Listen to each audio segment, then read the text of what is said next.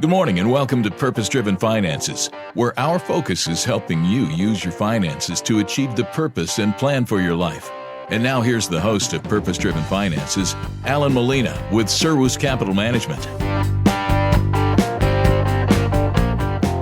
Hey, good morning. This is Alan Molina, your host, Purpose-Driven Finances, President of Serwus Capital Management, helping you achieve the purpose and plan for your life through financial planning and portfolio management. It's a great day, and I'm trying to go 4 weeks talking about the lawn, which I'm going to skip because you've heard enough about it. But I'm sitting here with a favorite co-host, Mary. How you doing? Alan, it's great to be here with you. It's a great weekend, Easter weekend, and it's an enjoyable weekend. And but Mary, I'm excited today because we're going to, you've had a very busy day. Everybody knows why we tape the show early, and so it's not live. But that being said, you've had such a busy day that exciting.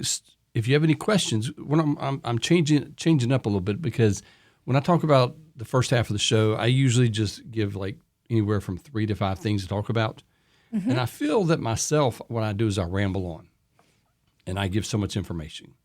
It's like if someone asks you about the radio, you could talk hours about it. And congratulations on the award you guys got. Thank you very much. Good job. Appreciate that. And the flights to Chicago. Hopefully they fed you more than peanuts. I got little. It's almost like a little Chex Mix or something. Oh, that's even better. It's been a very eventful couple of weeks. Exactly. And very meaningful. Yeah. Thank you. That's awesome. So that being said, we're going to do. I'm trying to change it up to where it's more of a talk show than me just regurgitating that which I've learned during the week. So I'm going to ask you some questions first. Okay. I'm going to put you on the spot. Uh-oh. And then I got, some sample questions from Google, simply because what I do every week is what are people asking Google? And then, but if you want to ask me something else that has nothing to do with those 3 points, it doesn't matter to me. So first, I'm going to ask you. Now, Mary. Okay. You've done radio for a few years, am I right? Yes. How many? Oh, goodness, 26 years with this station. Wow, that's good. Yeah. That's awesome. Closer to 27, actually. Yeah. That's awesome. Did you know I used to do radio? You did? It doesn't surprise me. Yes. Where'd you do radio? It was a AM station down in Roanoke, and I was their disc jockey. The DJ. Yes. And spinning stacks and stacks of red hot wax. It was funny. It was a Christian radio station, and I wasn't a Christian. I love the way you laugh at that. Is that what brought you around? No. I'm just their policies, I guess, were very tight. Did they ever figure that out? I guess when they let me go, but I don't know. So who knew you had a background in radio before you started becoming 3WR, the host of the I think show? what it was. I think 1550 or something. Did you have what was your DJ name? No, I basically just played shows. Okay. It wasn't anything glorious. Okay. I wish it was. Okay. But it wasn't. I have many stories, but I'm not going to, I need to keep my reputation. That's right. Keep my reputation. Mm-hmm. So you've been in radio. So my next question is, does the advertising cycle ever change in radio? How do you mean? As far as what clients will advertise or? No, what I'm thinking is specifically in an election year. Oh, of course. Right. Yes. So does the radio system or station, do you change the availability or, do you change anything in the political season? We will adapt. We will offer political advertising to candidates. Hopefully you raise the prices. At least I would. We have strict political broadcast rules. Oh wow! As required by the FCC. Yes, we do. Of course, the politicians do that. The politicians have required us to do that. That we have to. We can't play favorites, I think, is what they're worried about. But I'd raise them all up, double the cost. It's based on your certain rates. You have to offer all of them that rate. You can't outprice one of them because you don't like them or that kind of thing. But I'm saying raise them all. Well, we need to have you come work for this. Double the price. Because we, the listeners, get tired of it. Yeah, yes. We don't care so what you think. So they can only have half as many commercials. Well, we know that during the current thing that's going on in Virginia, with gerrymandering, whether you approve of it or not, there's a lot of outside money, and I think that should be illegal. But that being said, this isn't a political show, although we could be. Now, you've already told me how they would respond. Now, my next question for you is, if the economy or the markets change, should your portfolio? That's a loaded question, but it's easy. Well, you've just asked me if we change during the different cycles, and the answer is yes. So I'm going to say yes. Well, good. That's great. But seriously, do you think it should change? I mean, I'm not asking for. I don't want you to placate me, but seriously, I mean, from a logical standpoint, no, I guess because your portfolio should be built to thrive in whatever the market is. Okay, I understand that, and that's what a lot of people think. The problem with that is, if the market is going down significantly and inflation's going up, that which worked when the economy was good, inflation going down, would you really expect it to achieve the same results? Right. And my expectation would be no. Right. Let me give you an example. I printed out a client's portfolio, and I cut out their names. See, I cut out their names. So I'm going to hand it to you. Okay. This is from the February statement. It's a lot, isn't it? It is. And folks, I didn't give it to her in advance because, she's sharp. And he really did cut out the name. Right, I did. Okay. I did. Am I supposed to guess whose this is? Well, it's not very hard, but okay. I mean, it would be really hard. There's about 200,000 people in Lynchburg, and it could have been someone outside of Lynchburg. So we're not really concerned about who it is, but what we're doing is looking at all the asset classes, all the investments. This is the February statement. And so my question is, reading through a couple of those investments, what do you see? I'm putting her on the spot, folks. This is hard for her. She should probably,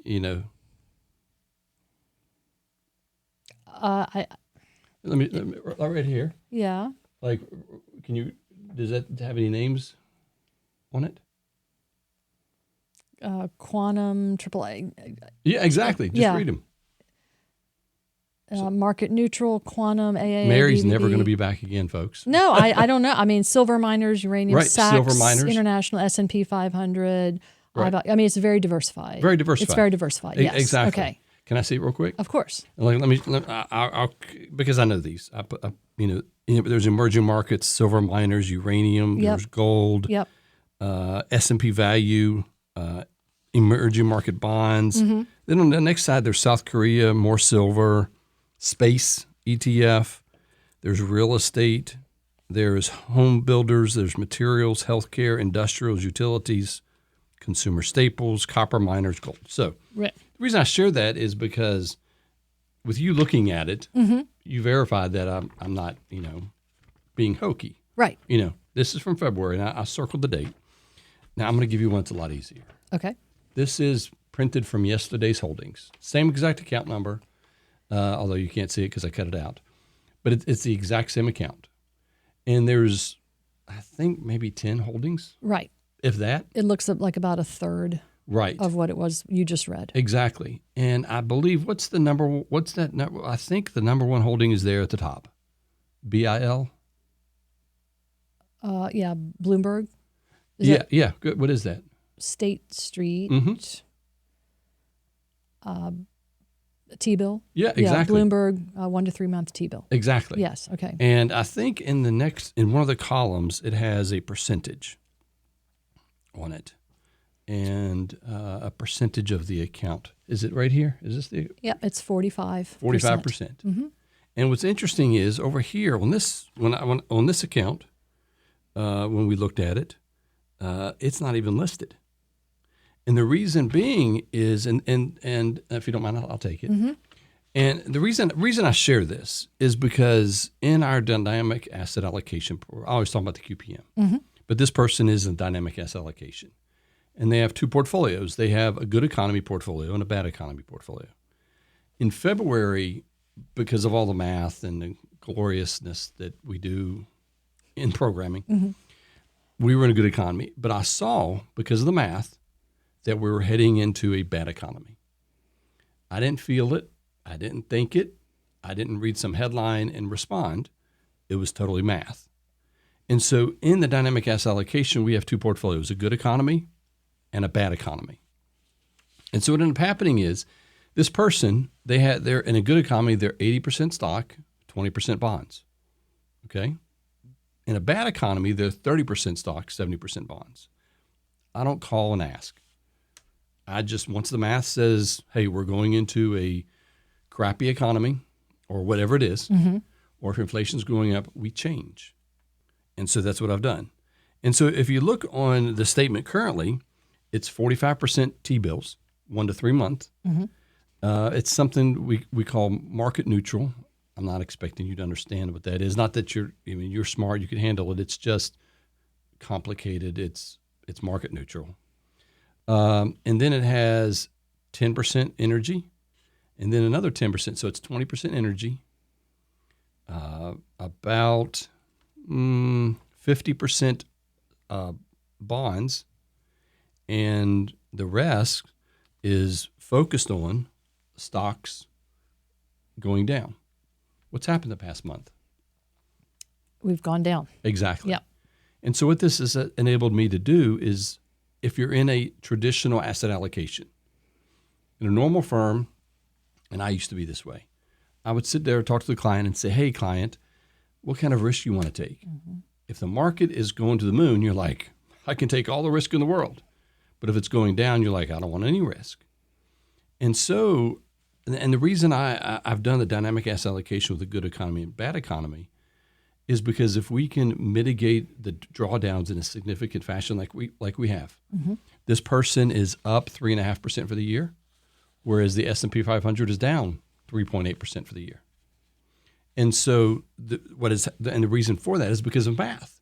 It's enabled us to change the portfolio according to the math and the economic of what's happening. It was my portfolio, Alan. It was? I don't know that. I didn't say anything.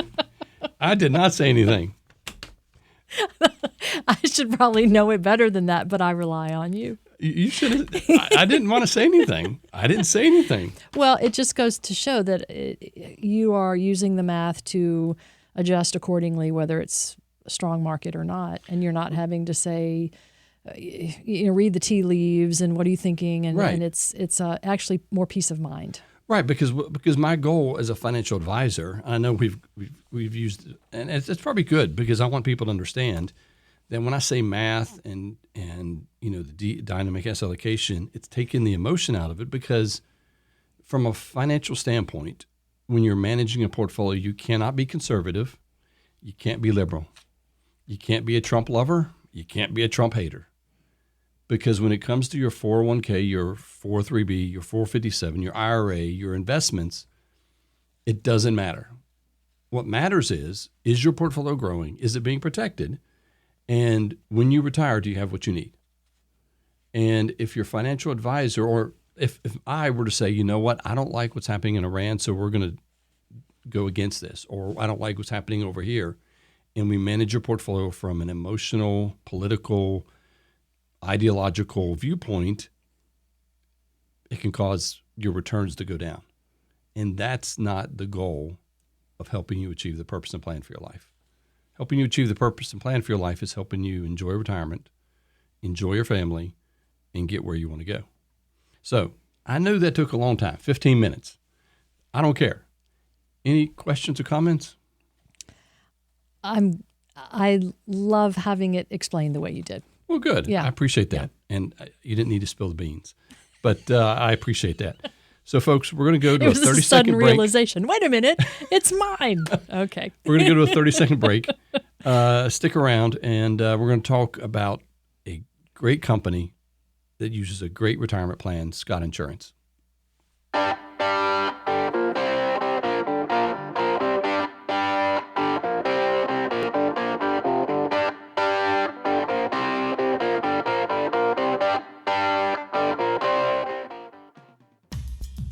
Hi everyone, Brian Kilmeade here. Coming up on the next edition of the Brian Kilmeade Show, we'll have the biggest newsmakers, news breakers, and take a deep dive into news you care about. Whether it's breaking news, entertainment, politics, or sports, even pop culture, I'll bring you the latest developments with expert analysis from the big names you know and love. Plus, you never know who may stop by. That's all coming up on the next edition of the Brian Kilmeade Show.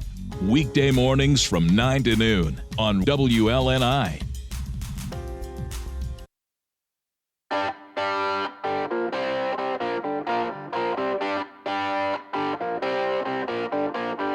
And now, back to Purpose-Driven Finances. Here's Alan Molina with Serwus Capital Management. Hey, good morning again. Alan Molina, your host, Purpose-Driven Finances, President of Serwus Capital Management. Hope you're having a grand and glorious day. I know we're preparing for Easter, and the exciting part of it is we're going to have like 15. And it's been a great week, a rough week. I had the joys of having food poisoning for the first time in my life. I'm going to recommend you passing go and skipping that. It was horrendous. I've never been that sick in my life. But let's get over that really quick and move on. But folks, what we're doing now is we're talking at the second part of the show. We're in a long series. I think we have 3 or 4 more weeks to go. But today we're talking about Scott Insurance and specifically ESOPs. What is an ESOP? An ESOP is an employee stock ownership plan or program. And one thing that a lot of times there's a few, I meant to Google or research in the area, the companies that have an ESOP plan. There's a good number of them.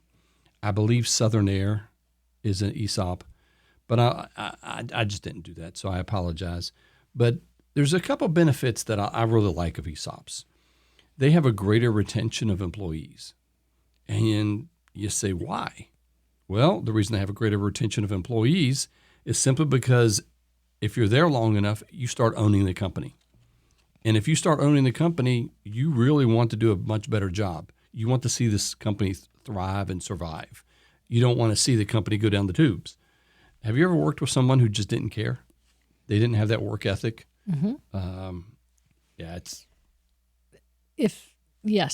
That they would get away with doing as little work as possible, right? If the culture would allow, yeah.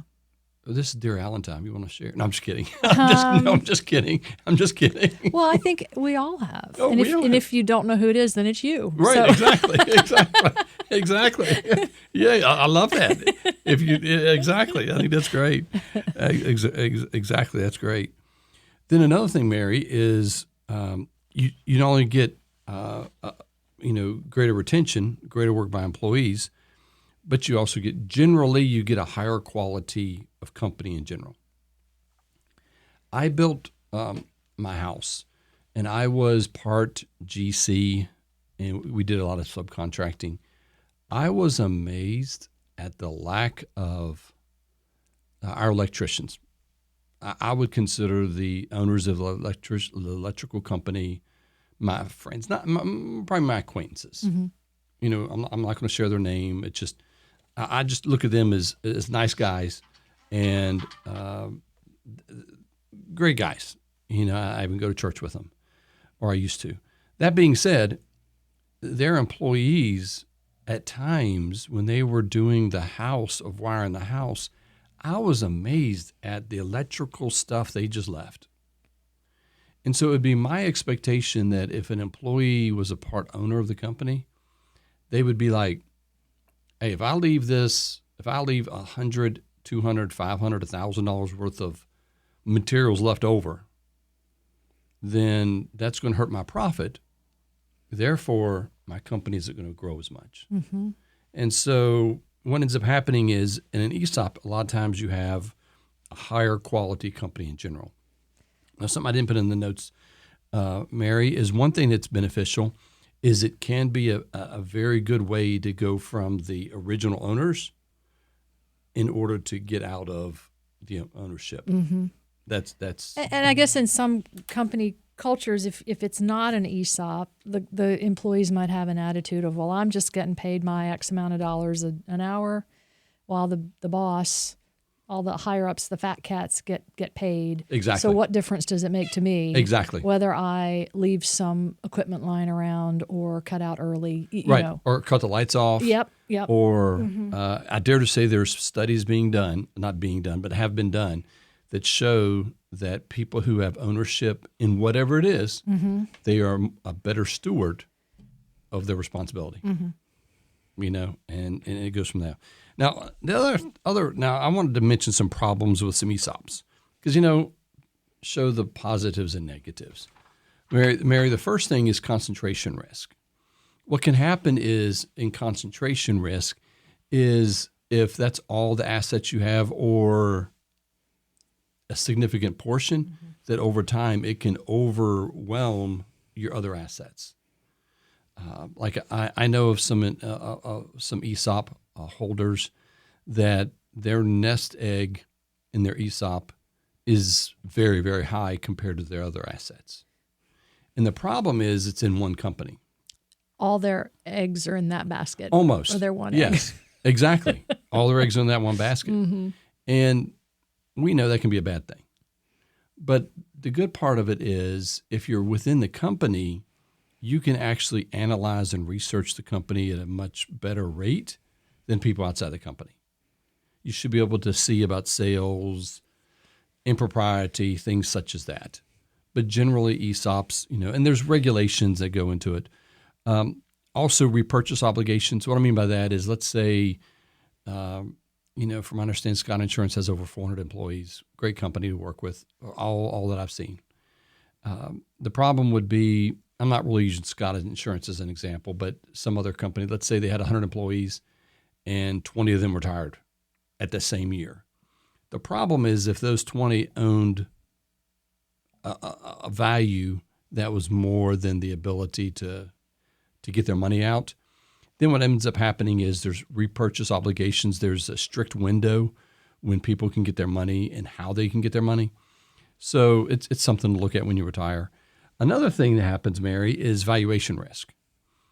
What ends up happening is an actuary, at least I believe it is an actuary or a CPA, they go out and they value the company shares.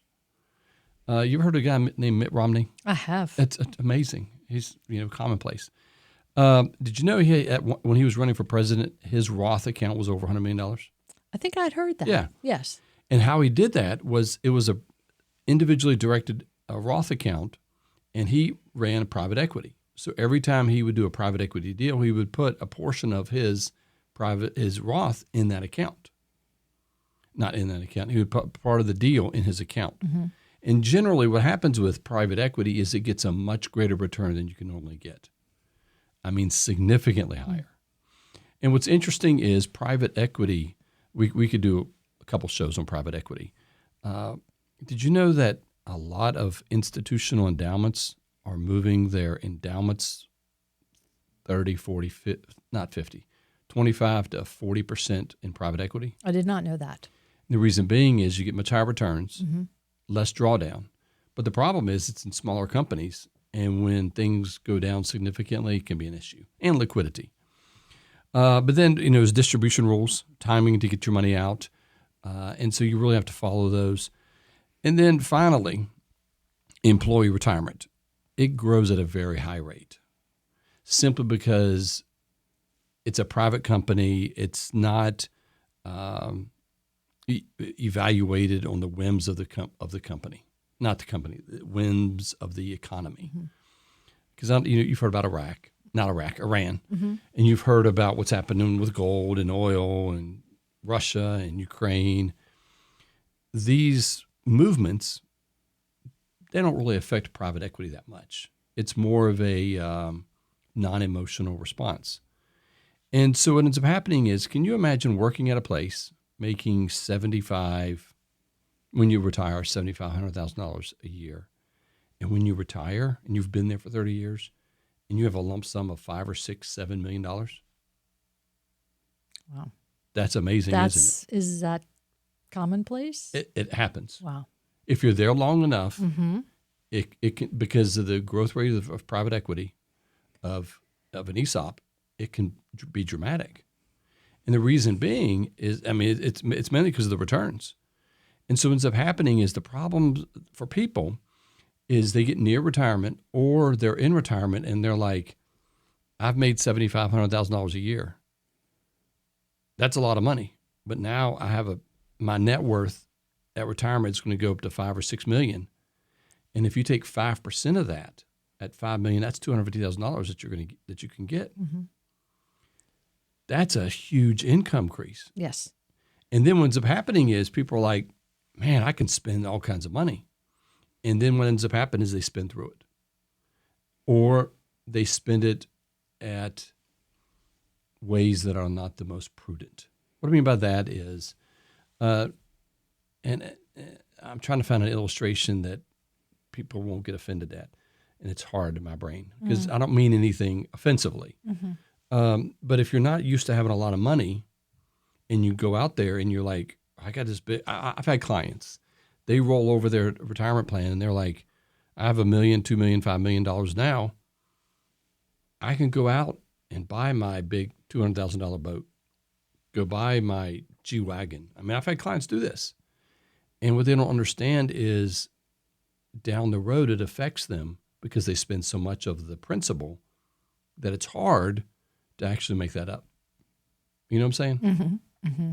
And so, we got 3 minutes left. So I'm hoping, to wrap it up and give you some, because I know I've talked a lot, Mary, let you ask me some questions if you have any. Can they buy one nice thing and then be good planners after that? I think they should. Okay. I think they should.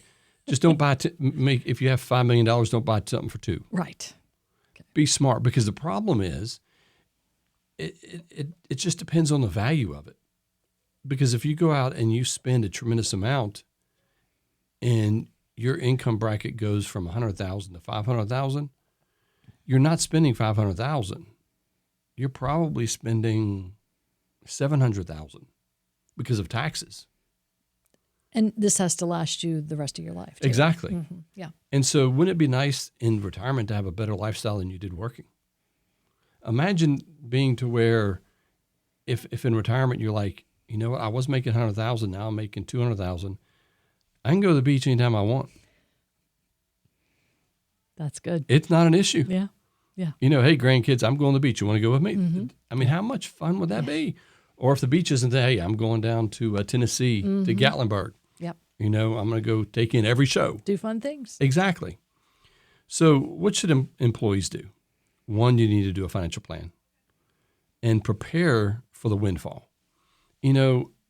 Just don't look at that big dollar amount and say, wow, that's a lot of money. I can just spend it and it's okay. The other thing I would do is I would use your 401k. Use your 401k in your, Scott Insurance, great company. Use the 401k there as a benefit in order to diversify, but also save additional money. Maybe use a Roth. And then finally, and I know I'm a minute early. That's amazing. I'll get Mary to ask me all kinds of questions, or we'll just sing.